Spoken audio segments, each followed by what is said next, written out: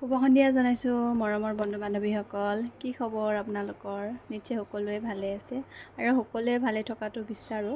আৰু আপোনালোকৰ ফালে বতৰ কেনেকুৱা জনাবচোন। এতিয়া সন্ধিয়া 6টা বাজিছে আৰু এইফালে বতৰ দেখিছেনে বহুতে বেছি বেয়া কৰি আহিছে, বতাহ মাৰি আছে আৰু এইফালে কাৰেণ্টো নাই।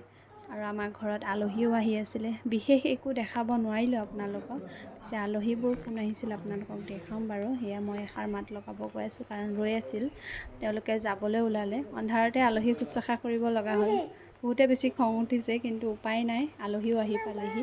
এইফালে কোন আহিছিল মই দেখাই দিছোঁ, এয়া জুম কৰি। এয়া শ্যাম মহন্ত কাশ্যপ আহিছিল আমাৰ ঘৰলৈ আৰু দেউতাহঁতৰ লগত এয়া বাহিৰত অলপমান কথা পাতিলে আৰু গ'ল।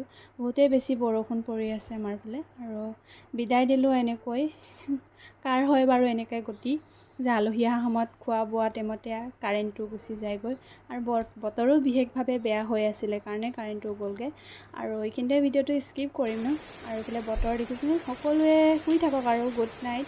ৰাতি এতিয়া 10টা বাজিলে আৰু বাই বাই।